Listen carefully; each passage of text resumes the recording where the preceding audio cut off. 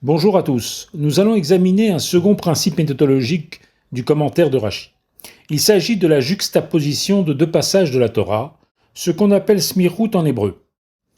En règle générale, Rashi ne commente pas ces juxtapositions. S'il le fait, c'est qu'elle présente une difficulté liée le plus souvent à la localisation temporelle des deux passages. Le premier exemple que nous avons choisi se situe à la paracha Chukat, chapitre 20, verset 1. Qui relate la mort de Myriam. Vayavou bene Israël kol haeda midbar sin, bachodesh harishon. Vayeshev ha'am bakadesh, vatamot sham Myriam, vatikaver sham. Vinrent les fils d'Israël, toute la communauté, au désert de Tsin. Dans le premier mois, le peuple demeura à Kadesh. Myriam y mourut, elle y fut enterrée. Le contexte est le suivant. Après la disparition de Myriam, le puits qui fournissait l'eau au Béné Israël a disparu. Aussitôt, n'ayant plus à boire, ces derniers se sont retournés vers Moshe et Aaron pour réclamer de l'eau. Il s'en est suivi l'épisode dit de Meriva, des eaux de la discorde, qui a entraîné que Moshe a frappé le rocher au lieu de lui parler. Le premier commentaire de Rachid sur ce verset ne porte pas sur les événements qui ont suivi la mort de Myriam, mais sur la section qui l'a précédée, la paracha de Para Adouma. Citant la Gemara Moed Katan, page 28a, Rashi écrit « Pourquoi le récit de la mort de Myriam fait-il immédiatement suite au chapitre sur la vache rousse ? Pour t'enseigner que de même que les offrandes procurent l'expiation, de même la mort des justes procure-t-elle l'expiation ?» Tout d'abord, pourquoi Rashi a-t-il cru bon de commenter cette juxtaposition ? C'est qu'il avait à faire face à deux difficultés. La première tenait à la localisation temporelle des deux passages. La paracha de la vache rousse a été dite, avec 7 autres parachiotes, lors de l'inauguration du Mishkan, le premier, en fait, le 2 Nissan, comme nous l'apprend le traité Gittin à la page 60a. Alors que la mort de Myriam a eu lieu à la 40e année.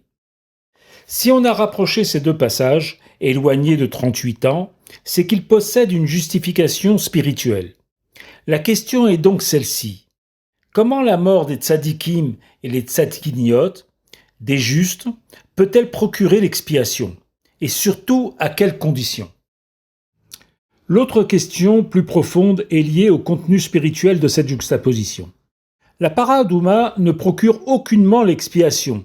Elle ne fait que rendre pur ce qui était impur, par contact avec un mort. Le Maharal apporte une première explication sur le caractère expiatoire de la mort des justes. Il dit que la faute disparaît lorsque le corps disparaît, parce qu'il est le premier responsable de la faute.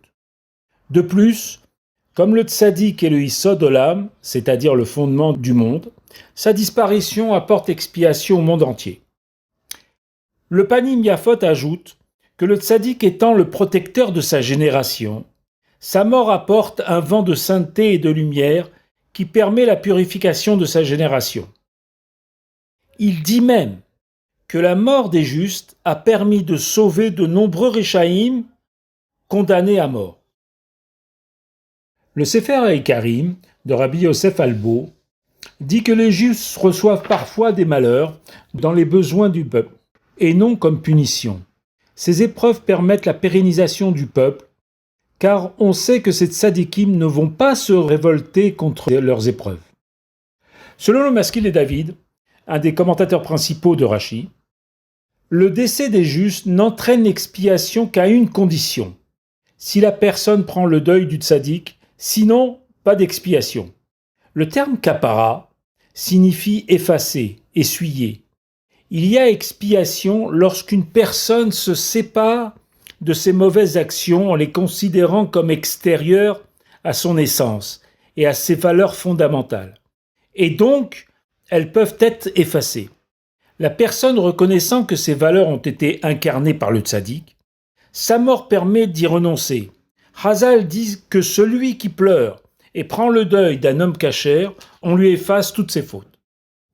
On dit même que la tzadéket Myriam aurait pu par sa mort avoir la force d'annuler le décret condamnant la génération à mourir dans le désert. Mais les Midrashim nous racontent l'attitude épouvantable du peuple, qui non seulement n'ont pas présenté de condoléances à Moshe et à Aaron, mais sont venus les quereller alors qu'ils venaient de rendre les derniers hommages à leur sœur. Quelle expiation pouvaient-ils espérer? Nous expliquerons dans le cours que c'est la raison pour laquelle Moshe a frappé le rocher, convaincu du niveau spirituel bas du peuple. Mais en fait, ici réside peut-être la faute de Moshe. Hachem lui a fait comprendre que toutes les plaintes qu'il entendait de la part du peuple étaient en fait des plaintes liées à la mort de Myriam, qui prenaient cette forme en raison du manque d'eau. C'était leur façon de s'exprimer. C'est pourquoi le fait de frapper le rocher a été considéré comme un manque de discernement de la part de Moshe, un manque de foi. Les plaintes du peuple, c'était sa façon d'être en deuil.